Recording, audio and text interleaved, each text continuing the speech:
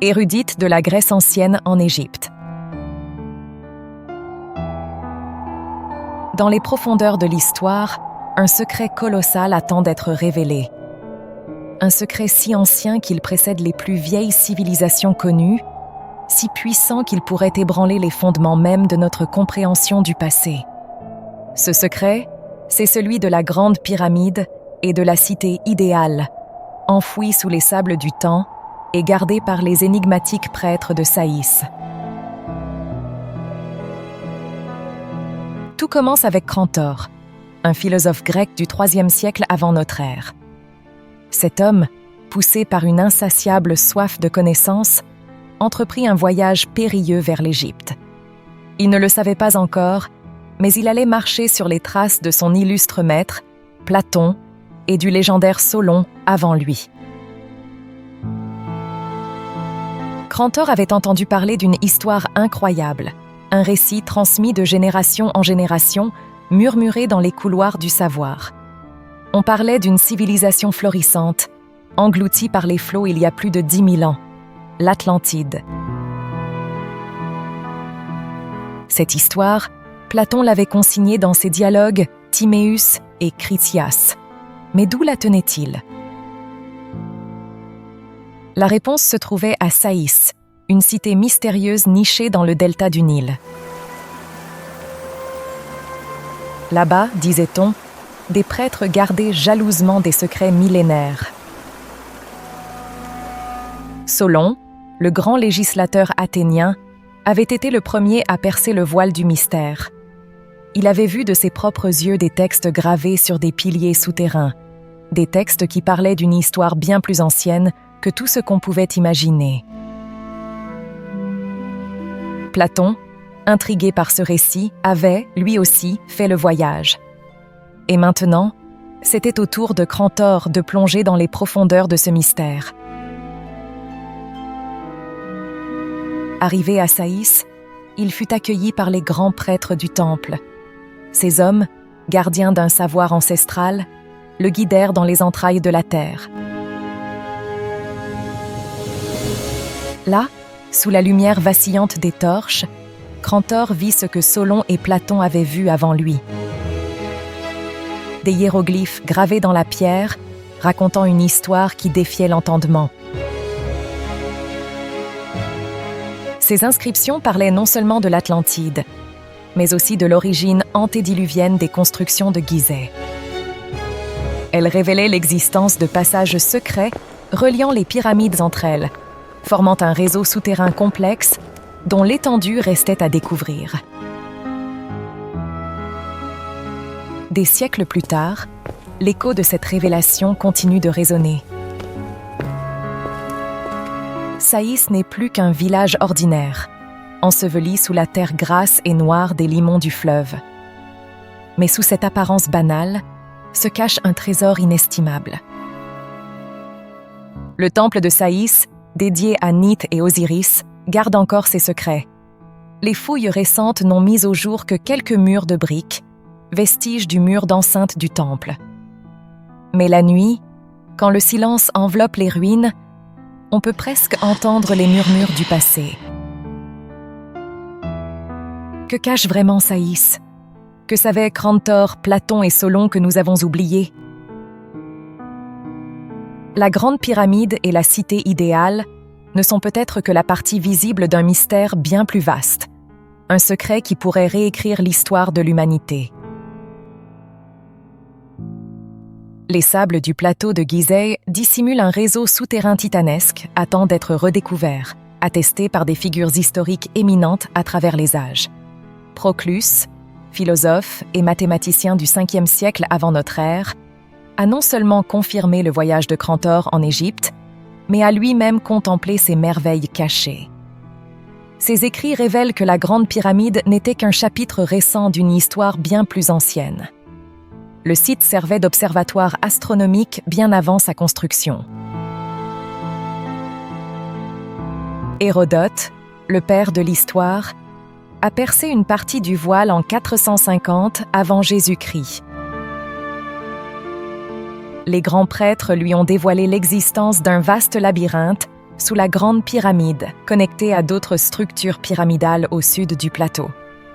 Un réseau souterrain d'une ampleur insoupçonnée, défiant notre compréhension actuelle de l'Égypte antique. Manéthon, grand prêtre égyptien du IIIe siècle avant Jésus-Christ, a ajouté une dimension mystique à ses découvertes. Dans ses écrits, il évoque Hermestote, figure légendaire, qui aurait gravé l'ancienne connaissance sur des piliers pour la préserver des cataclysmes à venir. Une capsule temporelle enfouie, attendant d'être déchiffrée. Ammianus Marcellinus, historien gréco-romain du IVe siècle, apporte une perspective fascinante. Ses récits décrivent des galeries et passages souterrains labyrinthiques, construits par les adeptes des anciens rites pour sauvegarder leurs cérémonies sacrées face à un déluge imminent. Ces bâtisseurs ont creusé des étages multiples, gravant des hiéroglyphes sur les murs pour transmettre leur savoir. Flavius Josephus, historien juif du 1er siècle, lie ces constructions à des figures bibliques. Il attribue à Enoch et son fils Méthusalah la construction d'un temple souterrain en Égypte, abritant des tablettes précieuses et de l'or, en prévision du déluge. Les preuves physiques corroborent ces récits anciens. Des traces d'érosion par l'eau sont visibles à mi-hauteur des pyramides, bien au-dessus du niveau actuel du Nil. Lors de la première ouverture de la pyramide par le calife du Caire, des incrustations de sel marin ont été découvertes à l'intérieur, témoins silencieux d'une inondation antique.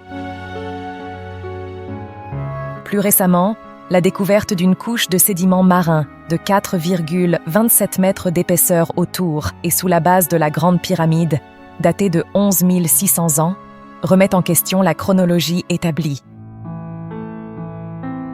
Pourquoi ces découvertes cruciales restent-elles confinées dans l'ombre? Al-Biruni, savant persan du Xe siècle, rapporte dans sa Chronologie des anciennes nations une légende persistante. Face à l'imminence d'un grand déluge, les habitants de l'Ouest auraient construit 2 piliers, l'un de pierre et l'autre de briques, pour y inscrire leur connaissance et la préserver pour la postérité. Ces témoignages convergents, s'étendant sur des millénaires, dessinent les contours d'un mystère colossal enfoui sous nos pieds.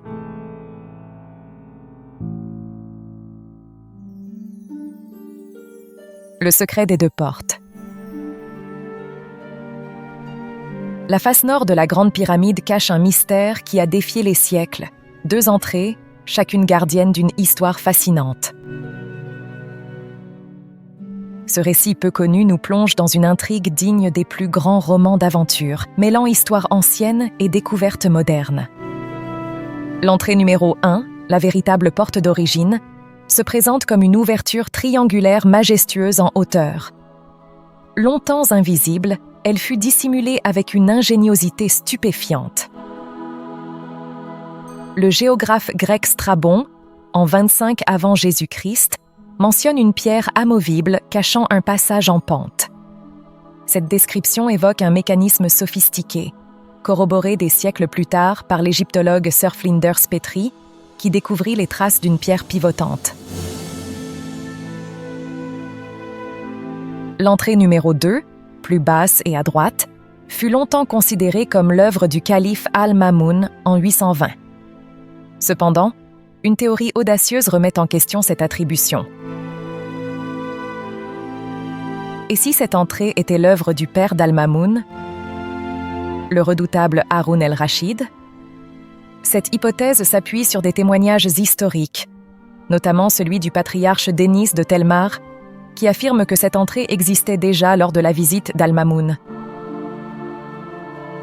Le mystère s'épaissit quand on considère la précision de cette entrée numéro 2. Comment expliquer sa localisation si proche de l'entrée principale, alignée parfaitement avec le couloir descendant?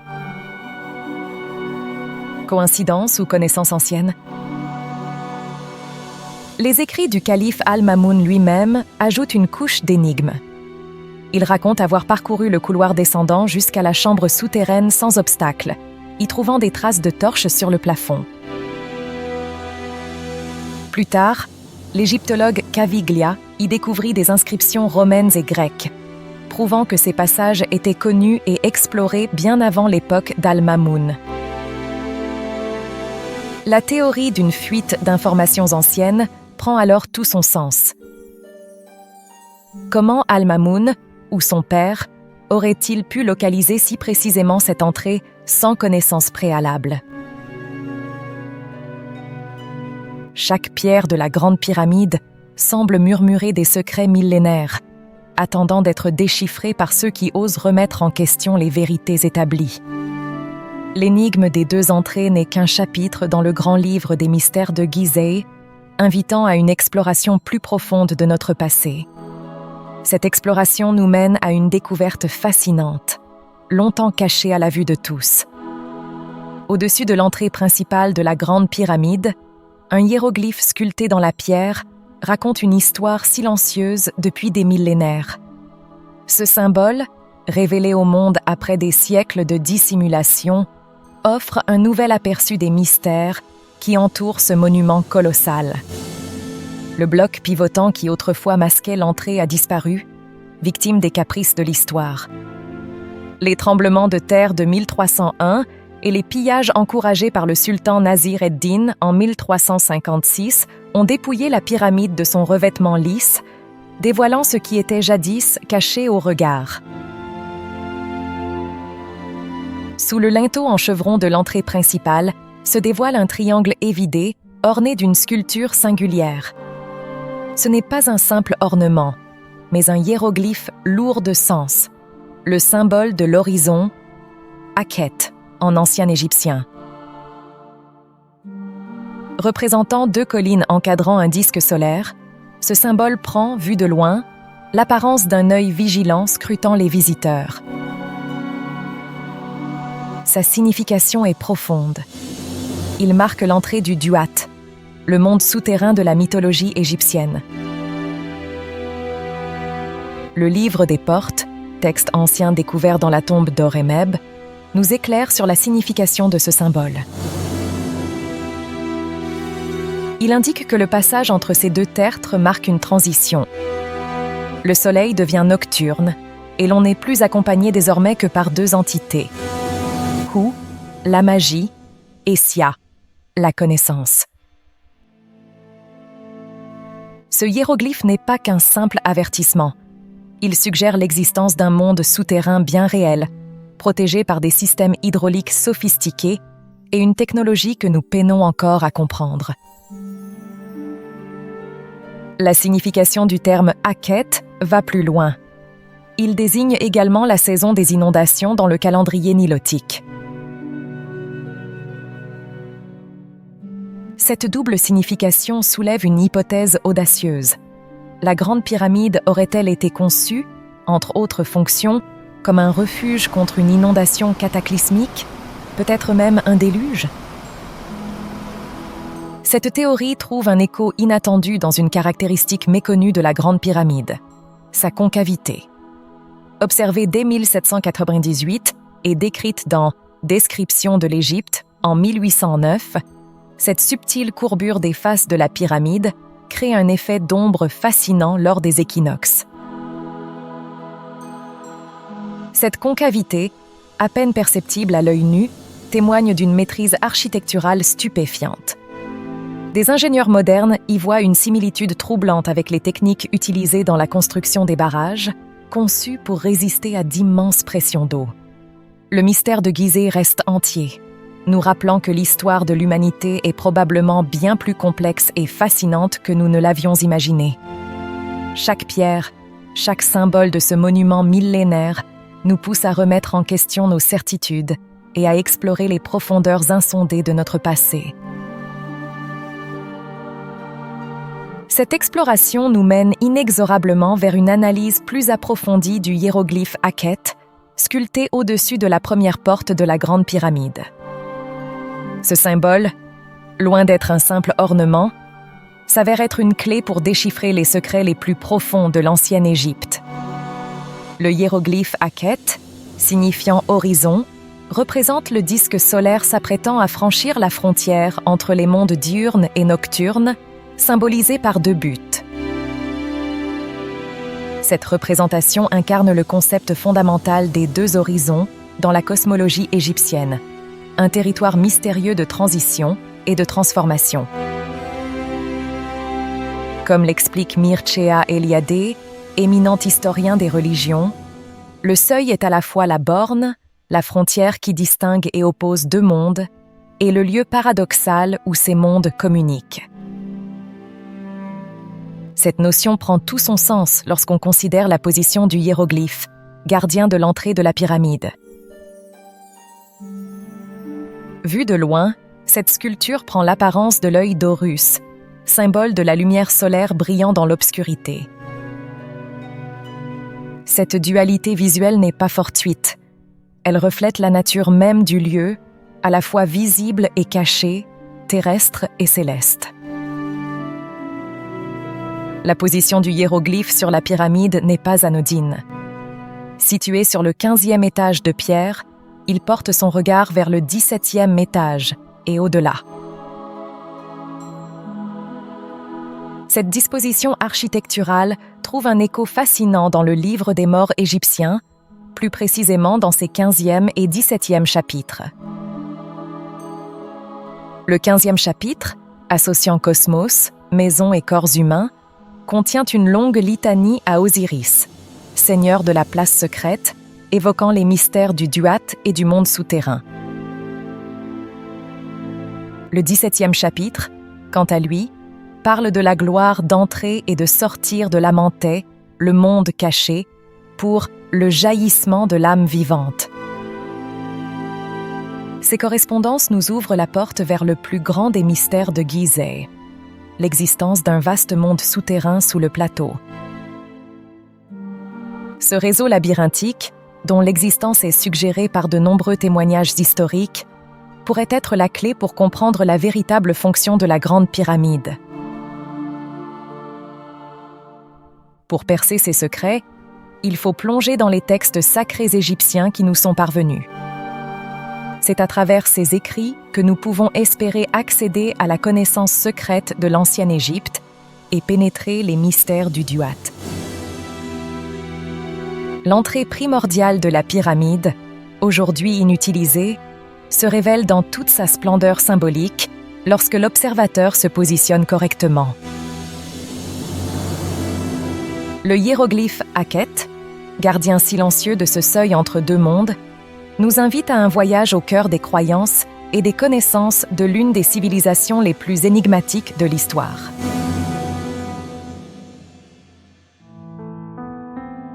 Les textes sacrés égyptiens. La Grande Pyramide, loin d'avoir livré tous ses secrets, continue de nous défier, nous invitant à repousser les limites de notre savoir et de notre imagination. Cette quête de compréhension nous mène inévitablement à l'étude approfondie d'un texte sacré égyptien, communément mais erronément appelé « Livre des morts ». Cette appellation trompeuse, introduite par l'archéologue allemand Karl Richard Lepsius en 1842, masque la véritable nature de cet ouvrage extraordinaire. En réalité, le titre authentique de ce texte est « Livre du sortir à la lumière du jour », une différence sémantique qui ouvre la porte à une interprétation radicalement nouvelle de son contenu et de sa fonction. Cette distinction revêt une importance capitale dans notre quête de compréhension des mystères de Giza. Traditionnellement classé parmi la littérature funéraire, ce texte est souvent considéré comme un guide pour l'au-delà, destiné à accompagner le défunt jusqu'à sa résurrection. On le trouve généralement gravé sur les sarcophages ou inscrit sur des papyrus placés aux côtés des momies. Il se présente comme un recueil illustré d'incantations et de formules magiques, promettant une liberté de mouvement au-delà de la tombe et offrant un itinéraire à travers le monde souterrain. Cependant, des experts éminents, tels que le célèbre égyptologue français Gaston Maspero et son homologue grec S. Maiasis, proposent une interprétation bien plus audacieuse. Pour eux, le livre du sortir à la lumière du jour n'est pas simplement un viatique pour l'au-delà, mais un véritable manuel d'initiation destiné aux vivants. Selon cette perspective révolutionnaire, le texte serait la clé pour comprendre les mystères fondamentaux du monde des dieux et des hommes. Il s'agirait d'un guide pour une expérience de régénération spirituelle, à entreprendre de son vivant plutôt qu'après la mort. Cette interprétation audacieuse suggère que le livre devrait être rebaptisé « Livre des vivants » plutôt que « Livre des morts ». Cette hypothèse soulève des questions fascinantes. Et si ce texte sacré était en réalité un guide pour des initiés désireux de percer les secrets du Duat, le monde souterrain, de leur vivant? Pourrait-il avoir été enseigné à une élite de prêtres dans le cadre d'un rituel d'initiation secret? Des passages du texte lui-même semblent corroborer cette théorie. On y lit « L'initiation de l'âme commence à Rostau » et « Je suis entré à Rostau et j'ai vu les choses cachées qui s'y trouvent ». Or, Rostau n'est autre que l'ancien nom de Giza, ce qui établit un lien direct entre ce texte et le site que nous étudions. Le secret qui entourait ces textes à l'époque ancienne prend alors tout son sens. Pourquoi, s'il ne s'agissait que d'un guide pour l'après-vie, ce livre n'était-il pas enseigné à tous? Dans une société obsédée par la mort et la résurrection, pourquoi restreindre l'accès à un tel savoir? La réponse pourrait bien résider dans la nature duale du texte.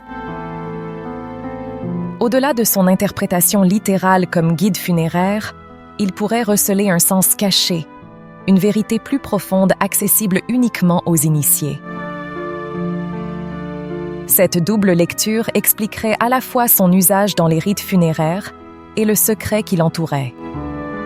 Cette interprétation du livre du sortir à la lumière du jour, comme manuel d'initiation pour les vivants, ouvre des perspectives vertigineuses sur la nature des connaissances détenues par les anciens Égyptiens.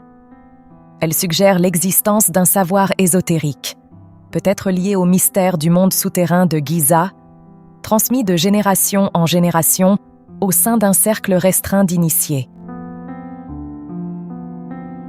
Cette perspective nous invite à relire l'histoire égyptienne sous un jour nouveau, où les frontières entre le monde des vivants et celui des morts, entre le physique et le spirituel, s'estompent pour révéler une réalité plus complexe et fascinante que nous ne l'avions imaginée. Plongeons plus profondément dans les arcanes du livre du sortir à la lumière du jour. Des passages énigmatiques interpellent notre curiosité et défient notre compréhension conventionnelle de l'histoire égyptienne. C'est l'entrée dans la vallée mystérieuse dont on ne connaît pas l'entrée. Ce livre lui fera connaître ce qui est arrivé au commencement. Ce livre mystérieux est vrai, nul autre ne l'a connu, nulle part, jamais. Aucun homme ne l'a déclamé, aucun œil ne l'a interprété, aucune oreille ne l'a entendu. Ces mots résonnent comme un défi lancé à travers les âges. Pourquoi un texte funéraire s'attarderait-il sur ce qui est arrivé au commencement? Cette connaissance ne serait-elle pas plus pertinente pour les vivants que pour les morts?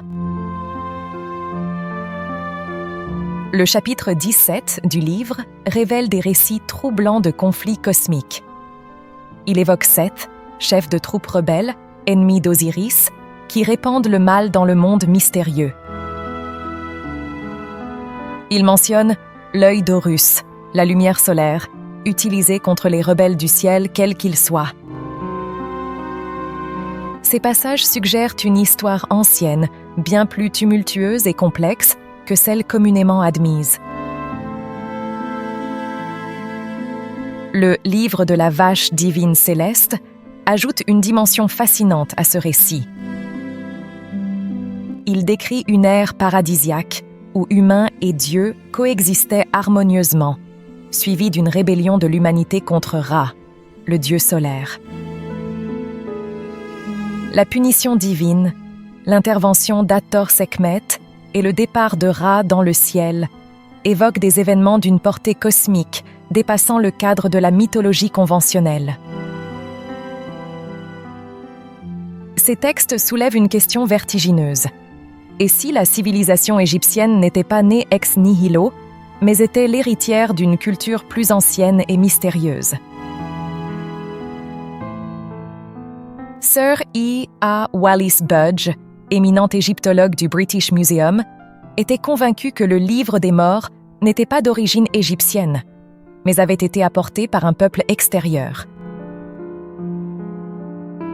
Cette théorie audacieuse s'accorde avec l'émergence soudaine et inexpliquée de la civilisation égyptienne, apparue sans signe d'évolution progressive, comme un héritage subi d'une culture inconnue. Budge n'était pas seul dans cette réflexion. Des chercheurs comme Marsham Adams et Basil Stewart ont également exploré l'idée d'une origine externe de la civilisation égyptienne. Leurs travaux, bien que controversés, offrent une perspective alternative fascinante sur les origines de cette culture millénaire.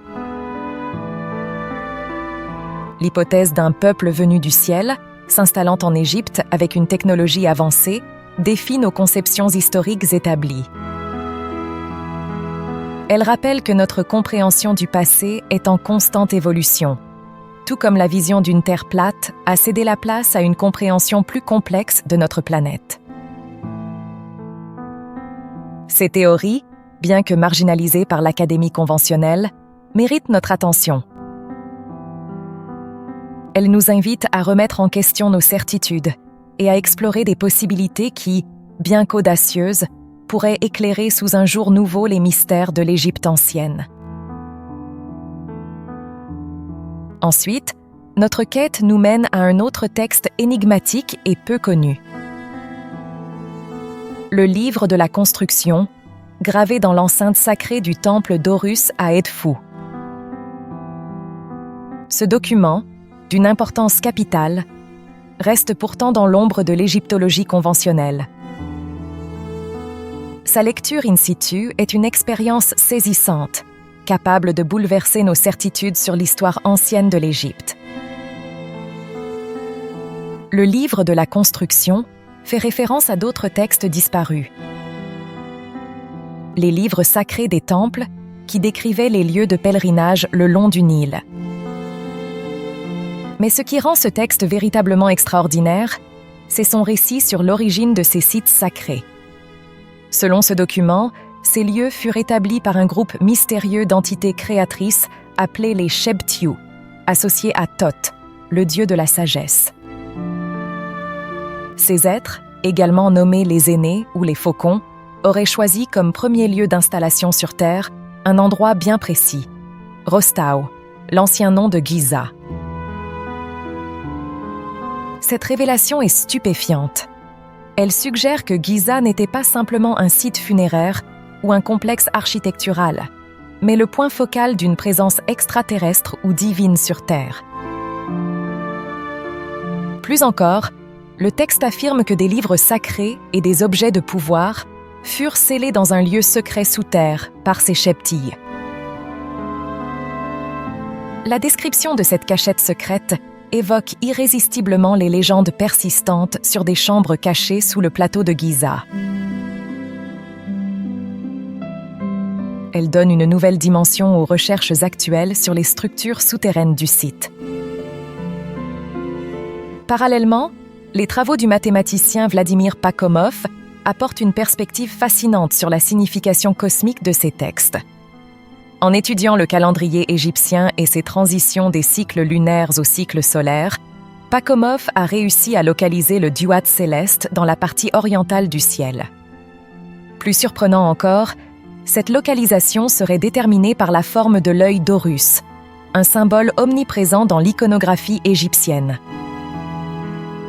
Cette convergence entre les textes anciens, l'archéologie et l'astronomie moderne ouvre des perspectives vertigineuses. Elle suggère que les anciens Égyptiens possédaient une connaissance sophistiquée du cosmos, peut-être héritée de ces mystérieux Shebtiu.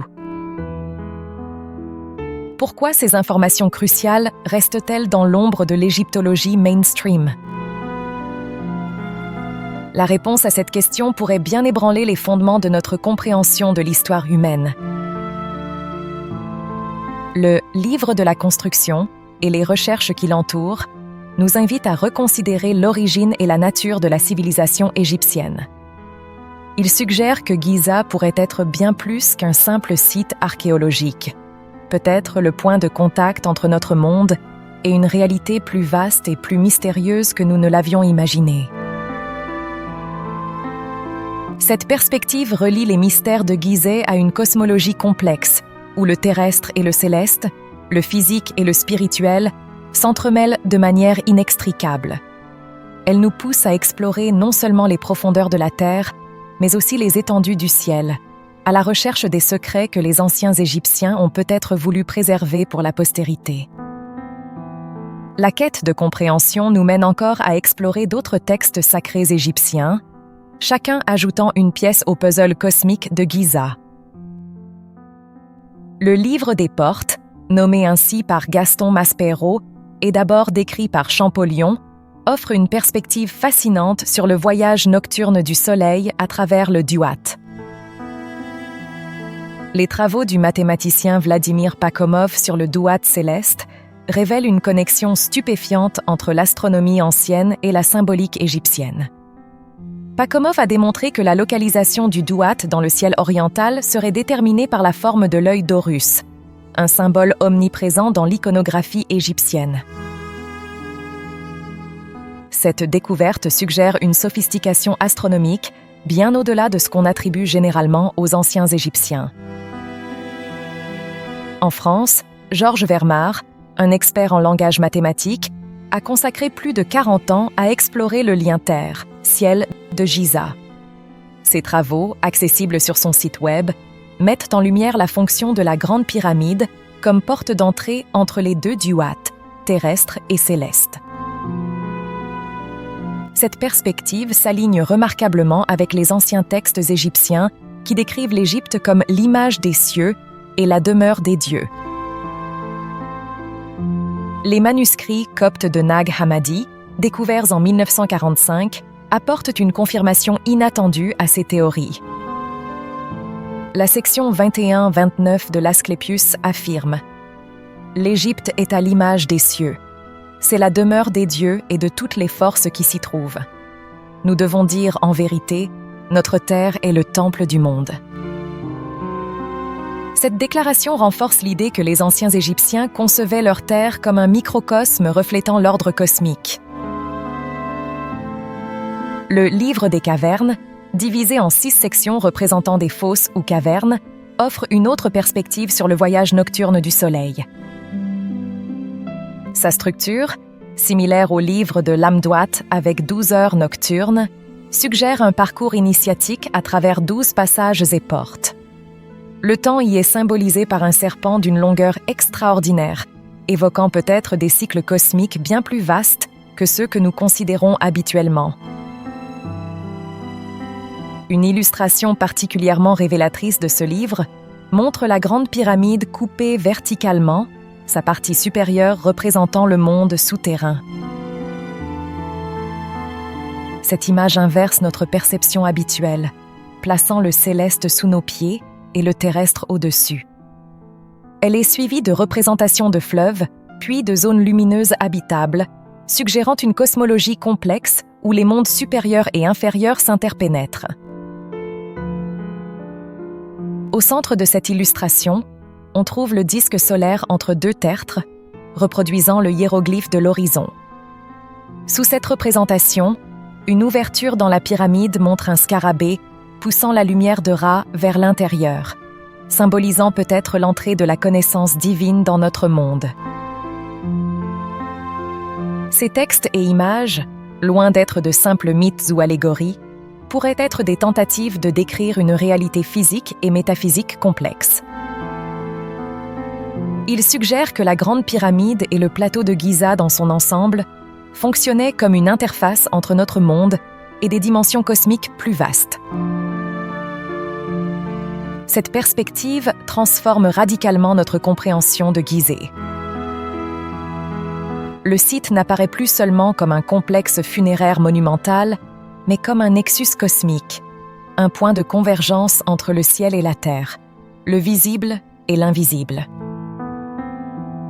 Chaque élément architectural, chaque texte gravé pourrait être une clé pour déchiffrer non seulement l'histoire de l'Égypte ancienne, mais aussi les secrets fondamentaux de notre univers.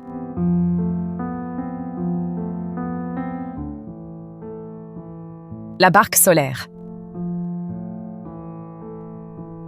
Au plus profonde des mystères égyptiens, un symbole se démarque par sa présence constante et sa profonde signification, la barque solaire.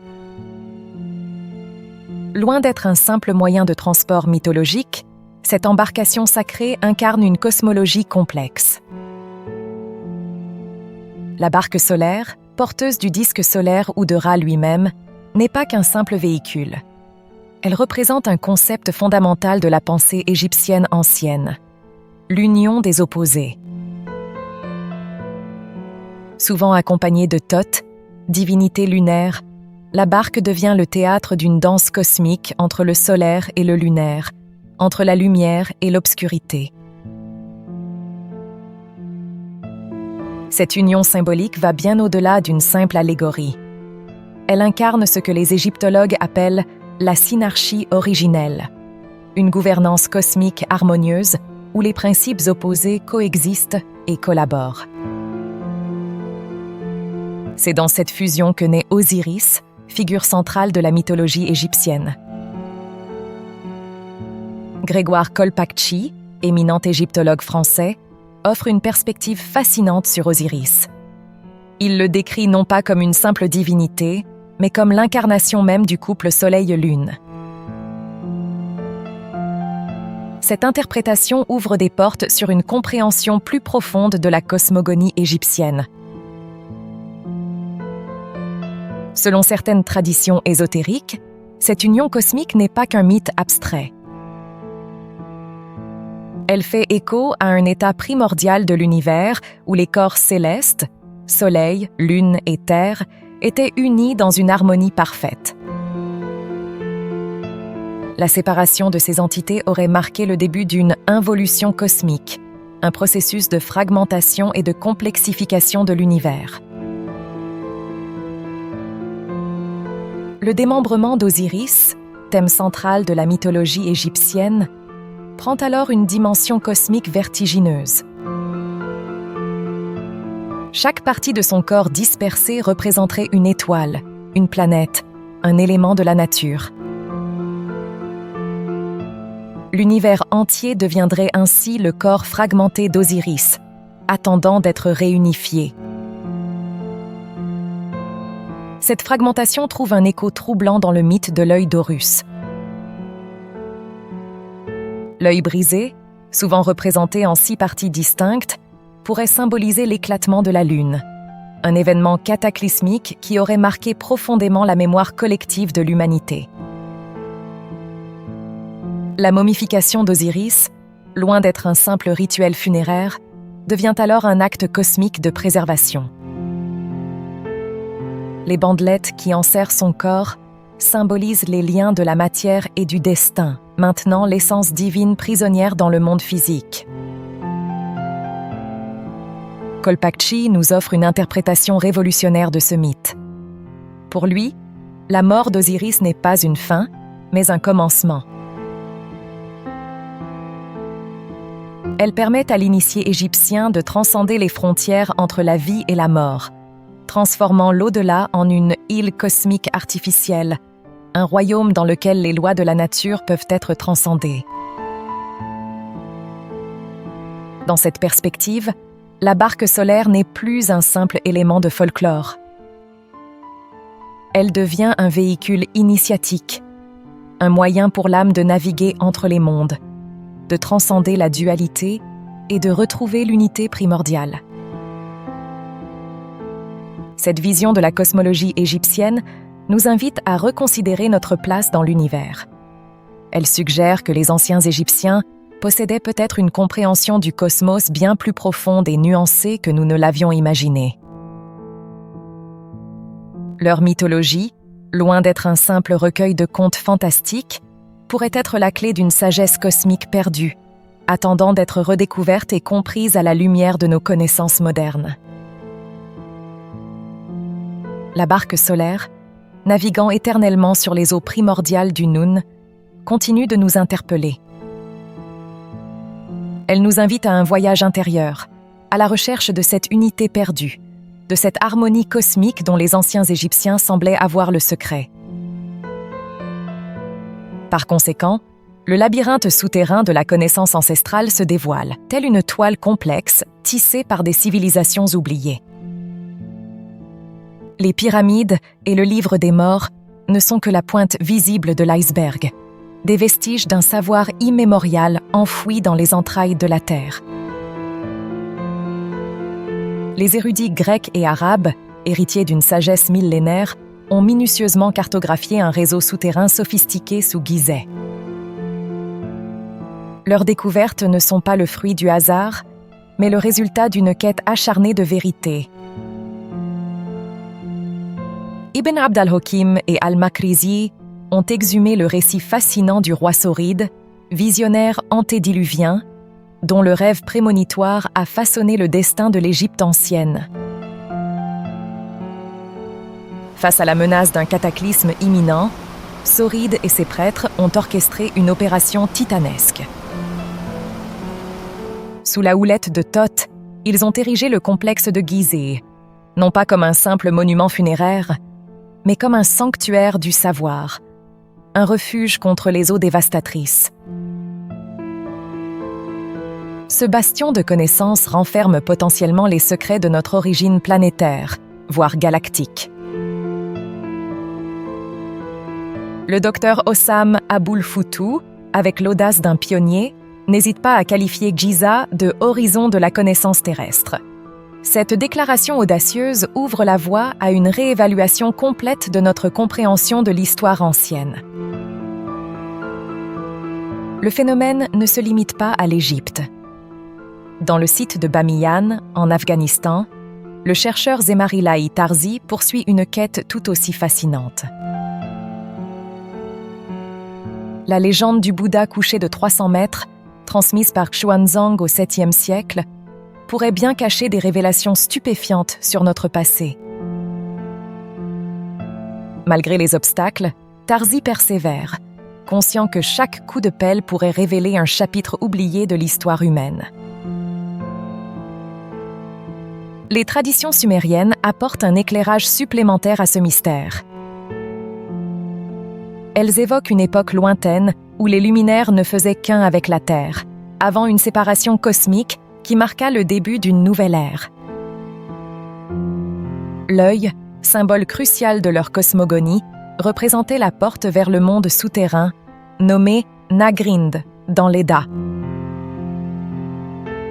Une tablette d'argile sumérienne, véritable artefact du passé, illustre ce concept par un symbole énigmatique.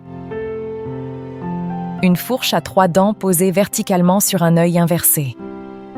Ce glyphe pourrait être la clé d'un code ancestral, reliant les mythologies de diverses cultures à travers le temps et l'espace.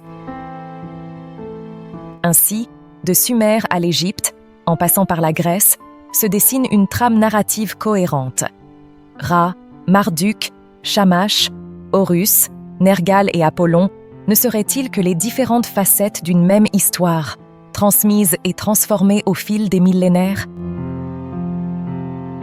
Cette hypothèse audacieuse nous invite à reconsidérer notre perception de l'histoire ancienne, non plus comme une succession d'événements isolés, mais comme un récit unifié, dont les ramifications s'étendent bien au-delà de ce que nous pensions possible. Ainsi s'achève notre odyssée au cœur des mystères de Gizeh, chers explorateurs de l'inédit.